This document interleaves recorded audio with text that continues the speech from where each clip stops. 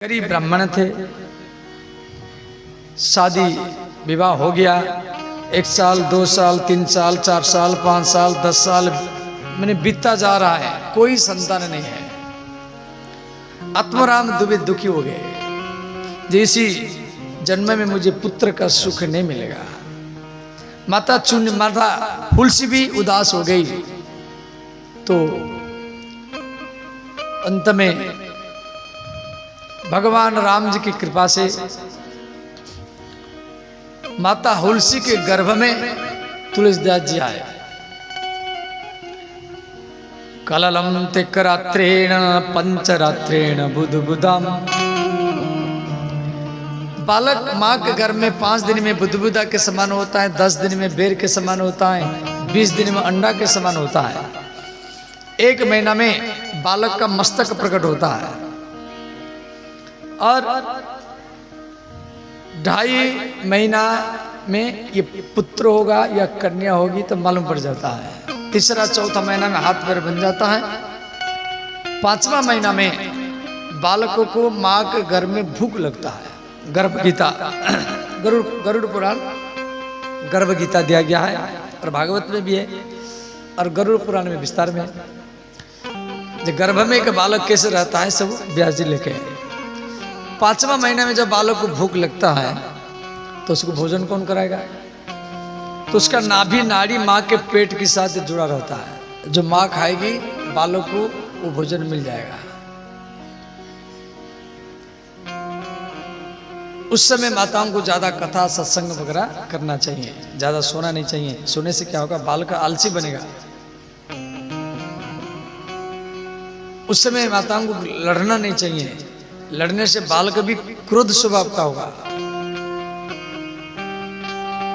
और उस समय माता लोग यदि राम कथा श्रवण करेंगे तो जो बालक होगा वो राम जी का भक्त ही बनेगा। और 7वां महीना में ऐसे 6वां महीना में माँ के दाएं कोख में बालक कभी कभी लात मारता है और माताओं को अनुभव होता है। और 7वां महीना में उसको कई जन्म का बात याद आता है। वो बालक माँ के घर में उल्टा रहता है, मस्तक नीचे की ओर, पैर ऊपर की ओर, ऐसे रहता है। उसको मलमूत्र के कीड़े काटते हैं, कभी बेहोश हो जाता है। देह विवरे जठराग्निनाश्रु। अंत में बालक 9-10 महीना में जन्म लेता है। और 10 महीना बीत गया, फिर 11 महीना बीत गया, 12 महीना तो आत्माराम दुबे घबरा गए, माता तुलसी भी घबरा गई। 12 महीना हो गया, 13 महीना,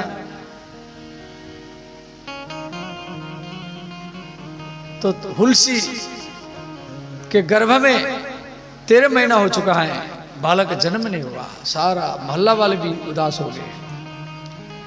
अंत में तुलसी अपने पियर घर चली गई, पिता के घर। भाई सेवा कौन करेगा? तो जब ये 14 महीना हो गया, 14 महीना, तो माता तुलसी के गर्भ से तुलसीदास जी का जन्म हुआ। कब जन्म हुआ ना? 1554 संवत में, 1554 संवत श्रावण मास शुक्ल पक्ष एकादशी के दिन तुलसीदास जी का जन्म हुआ। आज से 450 साल पहले, 550 साल पहले तुलसीदास जी का जन्म हुआ। श्रावण शुक्ल सप्तमी, श्रावण मास में इनका जन्म हुआ। तो जैसे जन्म हुए तो इनके मुख से निकला, जैसे कोई बालक का जन्म लेगा तो रोएगा। बालक का जन्म लेता तो पहले रोता है, परंतु तुलसीदास जी रोए नहीं। राम राम ऐसे 2 बार उनके मुख से आवाज निकला। तो उनकी माँ तुलसी बालक को गोदी में लिया, चुम्बन दी। तो हुलसी के पास में एक दासी थी, उसके नाम में चुनिया, उसका नाम थी चुनिया। तो हुलसी ने कहा, अरे दासी, अब ये बालक ले जाओ, मेरे पति को दे देना।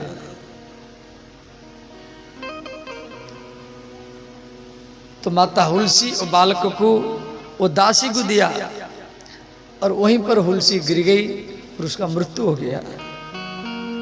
वो बेचारी वहीं पर मर गई।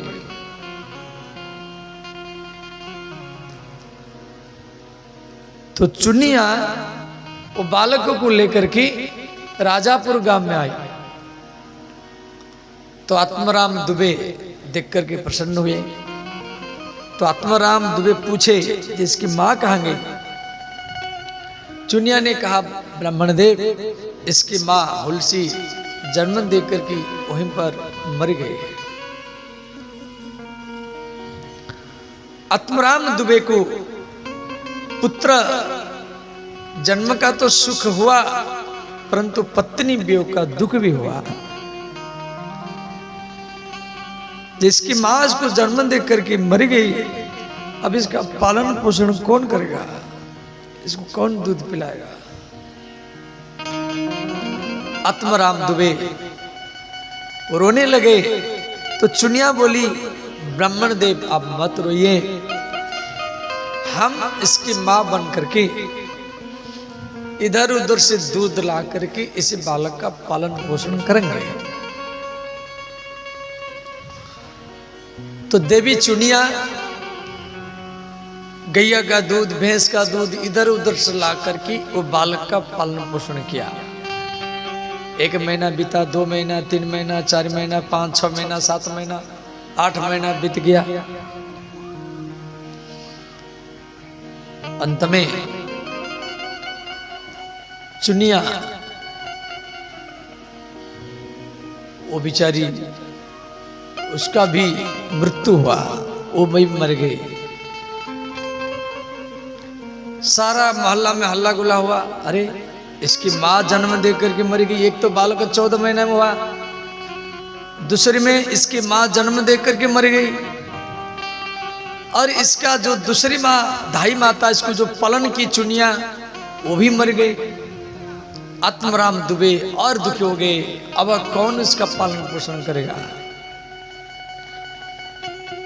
ब्राह्मण आत्माराम दुबे इधर उधर से दूध ला करके, या दूध नहीं मिलता है तो चावल या दूध मिला करके, या रोटी दूध मिला करके, और उस प्रकार बालकों को वो खिलाते रहे।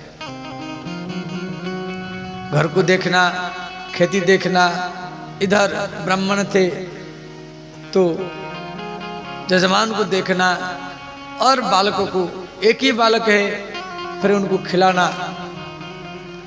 इस प्रकार धीरे धीरे 2 साल हो गया।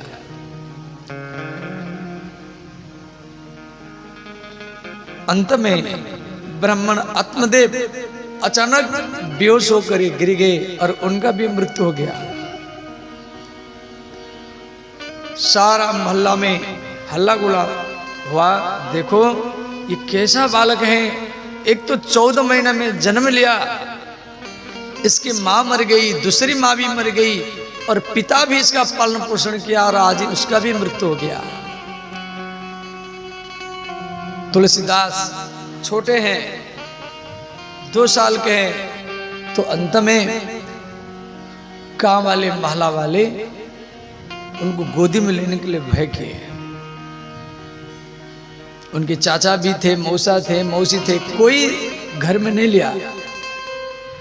उसके मन में भय आ गया, जैसे बालकों को जो खिलाता है वो मर जाता है।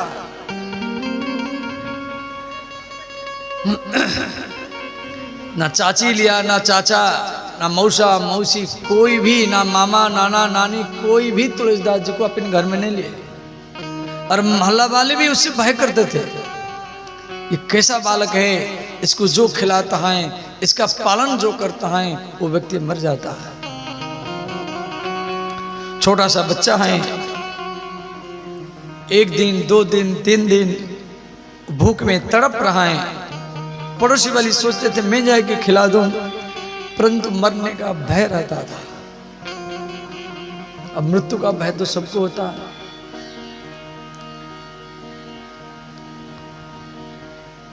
श्री जगदम्बा जगत माता काशी वासिनी अन्नपूर्णा उदास में बैठी है।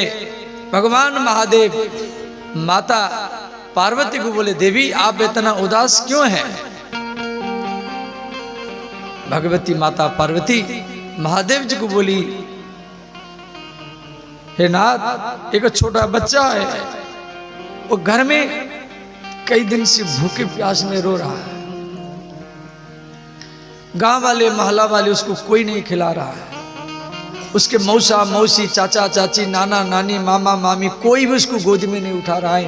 वो भूख में बेचैन है। और मैं जगत माता हूं, यदि आज उसी बच्चा का मैं सुरक्षा नहीं करूंगी तो जगत माता कह करके मुझे कोई भी पूजा नहीं करेगा। तो मैं उसका सुरक्षा करने के लिए मुझे नित्य प्रति जाना है। तो माता पार्वती अन्नपूर्णा वो बूढ़ी ब्राह्मणी के रूप में वो रात में आती थी और बच्चा को गोदी में बैठा करके अपने हाथ में भोजन कराती थी। और इस प्रकार माता पार्वती ब्राह्मणी के रूप में वो बालक का पालन पोषण करती रही। कभी 2 दिन में, कभी 4 दिन में। अब भगवती जिसका पालन पोषण करेगी तो उसका भूख प्यास उसको तो ऐसे ही नहीं लगेगा। धीरे धीरे बालक 4 साल का हो गया तो बगल में कुछ दूर पर ऐसे ही यज्ञ चल रहा था, मेला लगा हुआ था। तो शिवरात्रि का मेला गांव में लगता है, कहाँ बड़ा रूप से लगता है।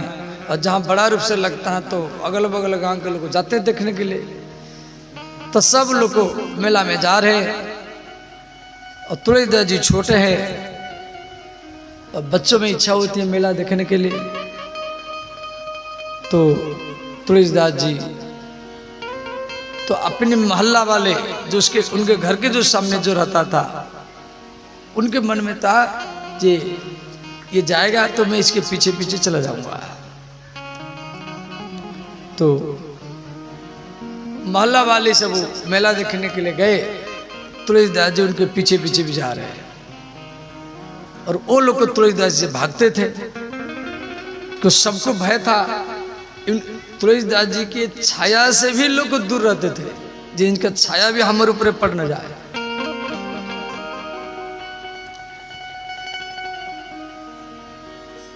और ये छोटे होने के कारण सब लोग इनके छाया से दूर रहते थे। तो ये बोलते थे, भैया मेरा छाया तेरे ऊपर नहीं पड़ेगा, मैं तेरे से दूर रहूंगा, मैं तेरे उंगली भी नहीं पकड़ूंगा। तू मेरे मोहल्ला वाला है, तू जा रहा है, मैं भी पीछे पीछे शिव जी का दर्शन करने के लिए जाऊंगा। और इस प्रकार वो पीछे पीछे दूर में रह करके पीछे पीछे जाते रहे मेला में।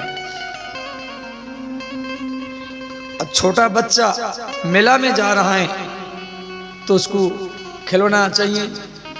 सब बच्चे अपनी माता पिता हो, बच्चा को ऐसे लगता है मेला में जितना खिलौना है सब मेरा है, ये चाहिए वो चाहिए वो चाहिए।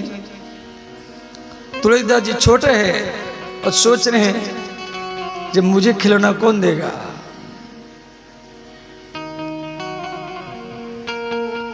और मेला में भीड़ भी लगता है और इतना भीड़ होता है तो उसी भीड़ में तो तुलसीदास जी जिसके पीछे पीछे जा रहे थे और धक्का मक्का से उनसे वो बिछुड़ गए। संध्या हो गया, तुलसीदास जी पूरा मेला में रोते रहे, वो व्यक्ति नहीं मिला। अंत में तुलसीदास जी शिवालय में बैठ करके रोते रहे। तो उस समय एक नरहरियानंद नाम के सन्यासी, उनका नाम था नरहरियानंद महाराज, वो जगत गुरु रामानंद आचार्य जी के शिष्य थे। तो उनके शिष्य नरहरियानंद महाराज वो वहां पर मंदिर में पहुंचे, देखे ये बालक छोटा सा बच्चा बैठ कर के रो रहा है। तो बाबा ने कहा, बेटा क्यों रो रहा है, क्या कारण है, क्या नाम है, घर कहाँ है? तुलसीदास जी बोले, उनका बचपन का नाम था राम बोला, कि जन्म लेते लेते राम उनके मुख से निकला था, इसलिए इनका नाम था राम बोला। तो बोले मेरा नाम है राम बोला, मेरे पिता का नाम है आत्मराम दुबे और मेरे माँ का नाम है हुलसी। तो नरहरियानंद ने कहा, बेटा रो मत, मैं तुझे लेकर के तेरे गांव में छोड़ दूंगा। तेरे गांव का नाम क्या है? तुलसीदास जी बोले, मेरे गांव का नाम है राजापुर। संत ने कहा, रो मत, मैं तुझे लेकर के तेरे घर में छोड़ दूंगा। तुलसीदास जी और ज्यादा रोने लगे। संत ने कहा, बेटा क्यों बार बार रो रहा है? तो तुलसीदास जी बोले, बाबा मेरे घर में मेरे माता पिता नहीं है, मेरे माँ मुझे जन्म दे करके मर चुके हैं, दूसरी माँ भी मर गई और मेरे पिता भी मर चुके हैं, और महला वाले मेरे से कोई बात नहीं करता है, और मेरे छाया से भी लोग दूर रहते हैं, मेरे से बात करने के लिए भी महला वाले भयभीत रहते हैं, मैं अकेला ही रहता हूं। और एक बूढ़ी माता मुझे रात में आकर के कभी कभी खिलाती है, तो मैं घर में जाकर के क्या करूंगा? आप मुझे अपने साथ में ले चलो और मैं आपका सेवा करूंगा, आप जो भी काम बोलेंगे मैं वही करूंगा। तो श्री नरहरियानंद महाराज देखे ये बालक अनाथ है।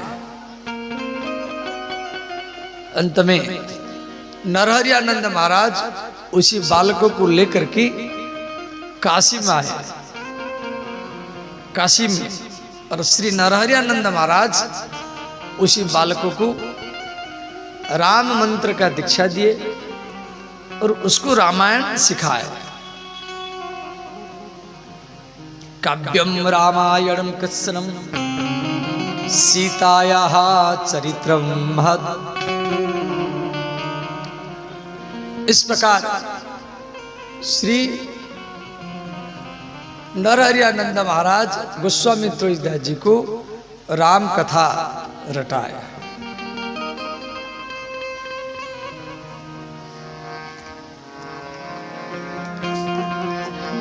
सुनवाई राम कहानी, जय जय राम कहानी। सुन भाई राम कहानी, जय जय राम कहानी। सुन भाई राम कहानी, जय जय राम कहानी। सुन भाई राम कहानी, जय जय राम कहानी। नवमी तिथि मधु मास पुनीता, शुक्ल पक्ष अभिजीत हरिप्रीता। राम सिया राम जय जय राम।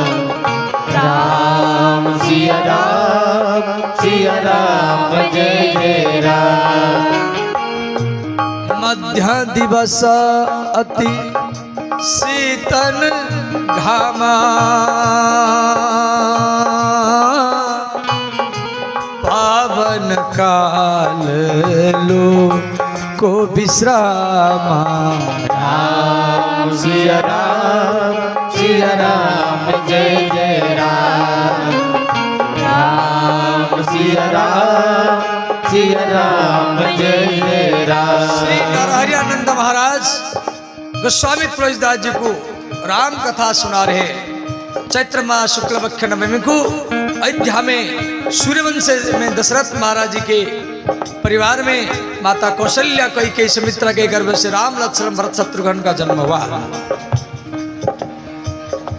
श्री विश्वामित्र मुनि के द्वारा राम लक्ष्मण जाकर के और जनकपुर में पहुंचे। भगवान राम जनकपुर में श्री शिव जी का धनुष तोड़े। राम जी का विवाह माता सीता के साथ हुआ। उसके बाद में राम जी अयोध्या में आए, 12 वर्ष रहे। 27 वर्ष उम्र में राम जी का वनवास हुआ। तापस वेश विशेषी उदासी 14 वर्ष राम बनवासी।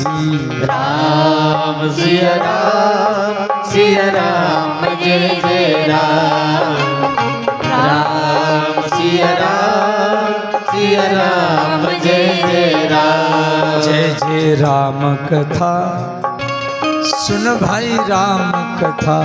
ओ जय जय राम कथा सुन भाई राम कथा। इसे सुनकर मिट जाता है, इसे सुनकर मिट जाता है जन्म जन्म कर व्यथा। जय जय राम कथा सुन भाई राम कथा। ओ जय जय राम कथा सुन भाई राम कथा। सब गाइए, दोनों हाथ उठाकर गाइए हर हर महादेव।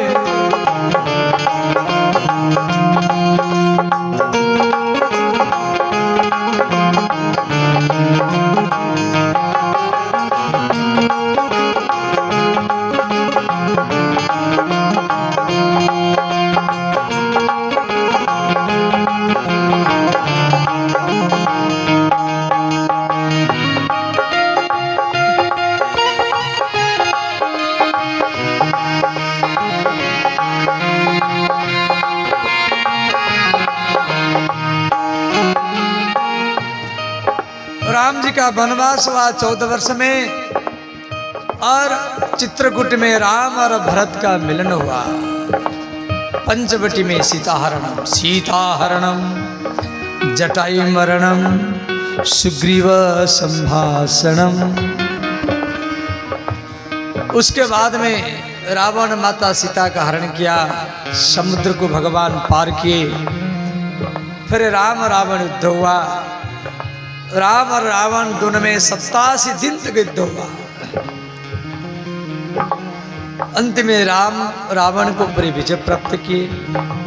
भगवान राम सीता से अग्नि परीक्षा लिए और अयोध्या में श्री राम लक्ष्मण और माता जानकी पहुंचे। श्री राम जी अपने हाथ में जटा को सुलझाए तो अयोध्या के राजा भगवान राम बने। माता सीता 33 वर्ष उम्र में अयोध्या की महारानी बनी। जी लेंगे राम तेरे सरकारी में रख लेना है राम तेरे दरबारी में। ओ जी लेंगे सरकार तेरे सरकारी में रख लेना है राम तेरे दरबारी में। जी लेंगे सरकार तेरे सरकारी में रख लेना है राम तेरे दरबारी में। ओ जी लेंगे सरकार तेरे सरकारी में रख लेना है राम तेरे दरबारी में। इस प्रकार श्री गोस्वामी तुलसीदास जी संत नरहरियानंद से राम कथा श्रवण कर लिए। बच्चे में जल्दी याद हो जाता है।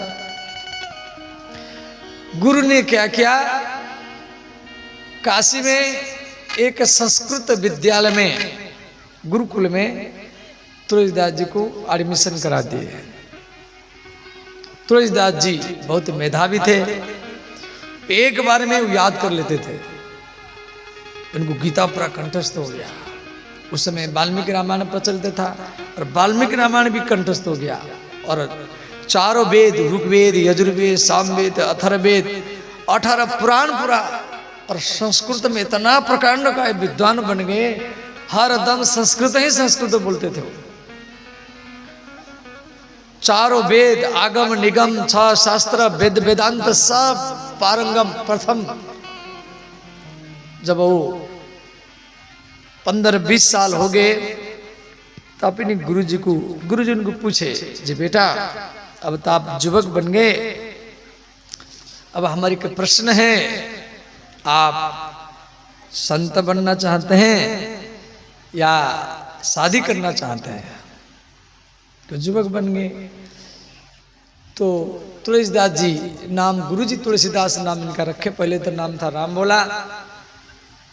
तो तुलसीदास जी बोले, गुरुजी मैं तो बचपन में घर छोड़ दिया और आपकी कृपा से पढ़ा, अब मेरा थोड़ा सा गृहस्थ में मन जा रहा है, तो मैं सोच रहा हूँ घर जाऊं। तो नरहरियानंद ने कहा, पुत्र आप घर जाओ, और भले आपके घर में आपकी माता पिता तो नहीं है, परंतु आपके चाचा चाची, मौसा मौसी, नाना नहीं इसमें तो मिलेंगे, और वही आपका शादी करा देंगे। और बीच बीच में आते रहना, कोई ज़्यादा दूर नहीं है, 100 किलोमीटर का 100 किलोमीटर भी नहीं है, काशी वहाँ से पास है। तो गुरु जी को प्रणाम करके संत तुलसीदास अपनी जन्मभूमि चले गए। जन्मभूमि में उनको दिलों को देख करके बहुत खुश हो गए, प्रसन्न गए, स्वागत भी किए। बचपन में इनसे कोई बोलता था नहीं, मौसा मौसी, नाना नानी जितना सब थे, मामा मामी सब आए। और तुलसीदास जी सुंदर भी थे, ब्राह्मण थे, प्रकांड का विद्वान, उनका नाम भी चारों तरफ फैल चुका था। काशी में उनका शास्त्रार्थ करने के लिए सब भय करते थे उनसे। काशी में जितना विद्वान सब उनसे भय करते थे, इतना वो विद्वान थे संस्कृत का। तो अंत में एक भरद्वाज गोत्र का एक ब्राह्मणी कन्या, जिसकी नाम है रत्नावली, और कई पुराण में है, कई जगह में मोहिनी भी है, फिर जो भी हो, तो उनके साथ इनका शादी हुआ, विवाह हुआ। रत्नावली भी बहुत सुंदरी थी और पतिव्रता थी। तो अंत में अब जब स्त्रियां नया नया ससुराल में जाती हैं, फिर उसके बाद में वो बार बार पिहर घर भी आती हैं, तो वो अपनी पिहर घर चली आई। तो गोस्वामी तुलसीदास जी को अपनी पत्नी का याद सताया। उस समय थोड़ा सा वर्षा ऋतु भी था, पत्नी पिहर घर जा चुकी हैं, तो पत्नी से मिलने की इच्छा हुई। तो अंत में रात में वो इतना पत्नी का याद किए, तो अपने घर को छोड़कर के पत्नी से मिलने के लिए चले गए रात में। और यहाँ एक नदी भी था, इनके गांव, इनके जो तुलसीदास जी के ससुराल है, वो बीच में एक नदी था। अब रात में नदी कैसे पार करेंगे? तो उस समय एक मुर्दा, मरा हुआ शरीर बहता हुआ आ रहा था। वो सोचे लकड़ी है, रात का समय है, ना कोई लाइट है ना कुछ है, उसको लकड़ी से सोच करके पकड़ करके नदी पार कर लिए। अब उस समय तो कोई बालू सीमेंट का घर नहीं है, 5.5 साल पहले का कथा ये। सब बांस में घर बनता था। तो वहां जाकर के ये बहुत प्रयत्न किए, खटखटाए, इनके पत्नी की बाड़ी नहीं खोली। तो अंत में ये वहां पर एक बांस में एक सर्प लटका हुआ था, सांप, और वो सोचे ये रस्सी लटका हुआ है, तो रात में दिखाई नहीं दे रहा है। उसको सर्पों को रस्सी मान करके और ये दीवार लंघ करके, कूद करके पत्नी जहां पर सोई थी वहां चले गए। और उनको पहले से मालूम था हमारी पत्नी इसी में रहती है। और जैसे चले गए अपनी पत्नी को स्पर्श किए, तो स्पर्श भी कई प्रकार का होता है, स्पर्श से भी व्यक्ति मालूम कर लेता है। तो उनकी पत्नी घबरा गई, रात में मुझे कौन स्पर्श कर रहा है। तो डिबिया जलाई, लालटेन जलाई, दीपक जलाई, तो देखा ये मेरे पति है। तो पहले तो देखा यहाँ कैसे आ गए, किवाड़ बंद है। तो देखा ऊपर एक सर्प लटका हुआ है, सर्पों को पकड़ करके चले आए। तो उनकी पत्नी उनको बोली कि मैं 2-4 दिन के बाद में आपके पास चली आती, और इसी रात में आप नदी को कैसे पार किए और सर्पों को लटक करके पकड़ करके दीवार कूद करके मेरे पास आ गए। और ये मेरा मलमूत्र का शरीर है, बाहर से चमड़ा है, इसमें है क्या? इसमें हड्डी है, मांस है, खून है, मलमूत्र है, और उसके ऊपर एक स्त्री का शरीर का चमड़ा है। और इसी शरीर के प्रति आप इतना आसक्त है, और इतना आसक्त यदि राम जी से होता तो आपको राम जी मिल जाते। तुरंत तुलसीदास जी का जो राग से वैराग्य, तुरंत उनका दिमाग वैराग्य तरफ घूम गया। पत्नी का जो वाणी उनके दिल में प्रवेश किया। गोस्वामी तुलसीदास जी अपनी पत्नी के चरण में सीधा लेट गए। बोले देवी, आप मेरे गुरु हैं, मैं बहुत बड़ा भूल किया हूं, और आप ही मेरे माता है। आज से आप मेरी माँ हैं, मैं बहुत बड़ा गलत किया हूं, और ऐसा काम मैं आगे कभी नहीं करूंगा। अपनी पत्नी के चरण में प्रणाम किए और वहीं से चले गए। फिर दूसरी बार वो घर में नहीं आए, वो दूसरी बार घर में नहीं आए, सीधा गुरु जी के पास चले गए, काशी नरहरियानंद के पास। तो वही बात को यहां तुलसीदास जी लिख रहे हैं कि संसार वालों, मेरे से बढ़कर की कोई कामी नहीं है। रात में मुर्दा का शरीर पकड़ करके मैं चला गया था पत्नी से मिलने के लिए। वंचक भकत कहि राम के, किंकर कंचन कोह काम के। मैं काम का दास हूं, मैं स्त्री का दास था। और ये जितना ठग है उन ठग में तो मैं पहला है, जो रात में पत्नी से मिलने के लिए चला गया। तिनि महाप्रथम रेख जग मोरी, धिंग धर्म ध्वज धंधक घोरी। आज मैं तुलसीदास बन गया। इस प्रकार गोस्वामी तुलसीदास जी यहाँ पर अपनी बात को यहाँ पर रखे हैं। अपनी माँ का नाम भी तुलसीदास जी यहाँ पर लिखे हैं। फिर कवियों का वंदना किए हैं। कवियों का वंदना के बाद श्री महर्षि वाल्मीकि, वेद व्यास, ब्रह्मा आदि देवताओं का वंदना किए हैं। उसके बाद में अयोध्या का वंदना किए। वंदऊं अवध पुरी अति पावनी, वंदऊं अवध पुरी अति पावन। सरजू सरी कली कलुष न सावनी। सरजू सरी स्तन सावन। मंगल भवनय अमंगल हारी। मंगल भवनय मंगल हारी। उमा सहित जी जपत पुरारी। उमा सहित जी जपत पुरारी। श्री राम जय राम जय जय राम। श्री राम जय राम जय जय राम।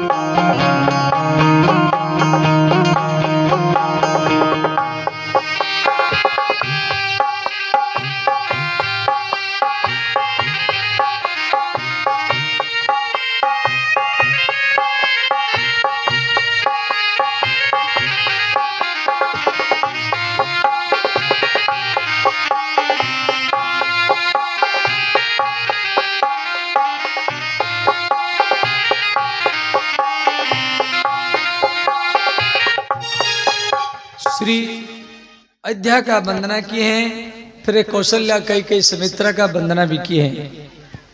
प्रणवो प्रथम भरत के चरणा, श्री भरत का भी वंदना किए हैं। फिर उसके बाद जासु नेम व्रत जाई न वरना, राम चरण पंकज मन जासु, लुबुद मधुप इब तजई न पासु। एक एक चौपाई का अर्थ करेंगे तो बहुत समय लगेगा, समझिए। और फिर लक्ष्मण का भी वंदना किए। बंदो लक्ष्मण पद चल जाता, रिपुसुदन पद कमल नमामि। रिपुसुदन माने शत्रुघ्न, रिपु माने शत्रु, शत्रु को नष्ट करने वाले शत्रुघ्न। उसके बाद में तुलसीदास जी माता सीता का वंदना करने के लिए जा रहे हैं। तो माता सीता तुलसीदास जी के सामने प्रकट हो गई और बोली, तुलसीदास किसका वंदना करने के लिए जा रहे हैं? गोस्वामी तुलसीदास जी बोले, जगदम्बा, हे जगत माता, मैं महाराज दशरथ का वंदना किया, कौशल्या कई सुमित्रा का वंदना किया, सरजू नदी का वंदना किया, और भरत, शत्रुघ्न, लक्ष्मण, इन सबका मैं वंदना कर चुका हूँ। अब आपकी बारी है, मैं आपका वंदना करूँगा, फिर राम जी का वंदना करूँगा, फिर उसके बाद रामचरितमानस लिखूँगा। तो माता सीता मना किया, कहा यहाँ पर मेरे पुत्र हनुमान का वंदना कीजिए। किसी माँ को प्रसन्न करना है तो पहले उसके बेटा को प्रसन्न करो। तो यहाँ पर तुलसीदास जी भी प्रश्न किए, जी माता हनुमान जी ये तो आपके परिवार के नहीं है, आप बोले तो मैं लवकुश का वंदना कर दूं। माता जानकी बोली, नहीं नहीं, हनुमान मेरे परिवार का है।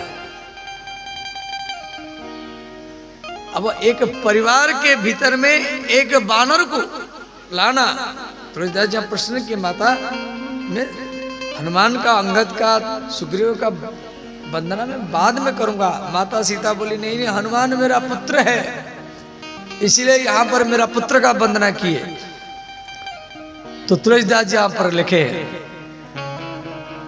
महावीर बिनबो हनुमान, महावीर बिनबो हनुमान,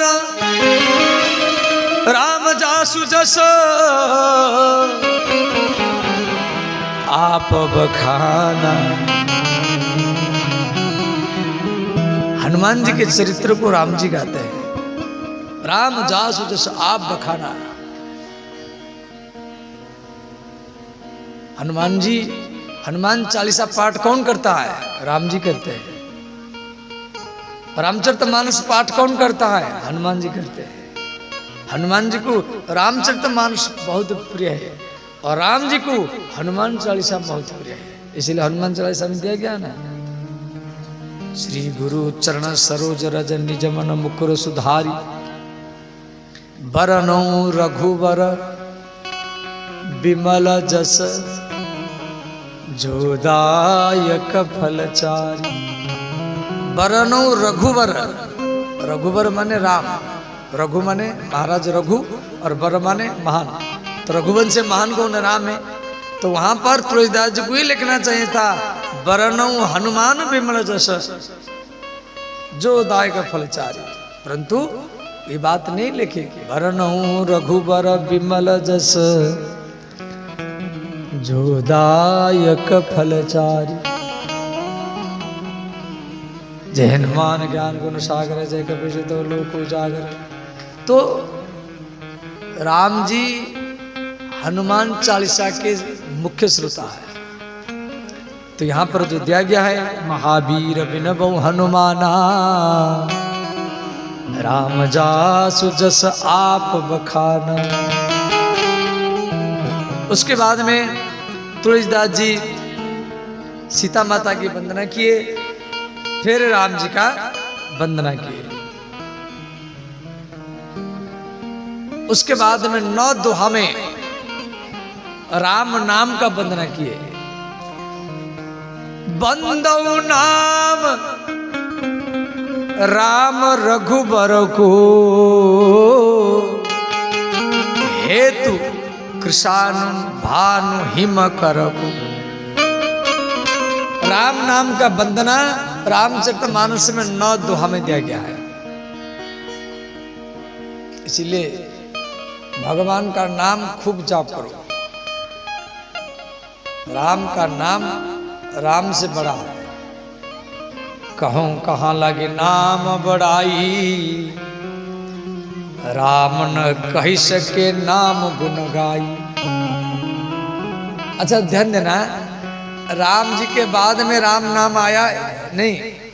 आप सोचोगे जे राम जी के बाद में राम नाम का प्रभाव पड़ा, ये नहीं। राम जी भी राम राम जाप करते थे। आनंद रामायण में दिया गया है, वाल्मीकि जी पहले भागवत लिखे, वाल्मीकि जी 4 वेद लिखे और वाल्मीकि जी 18 पुराण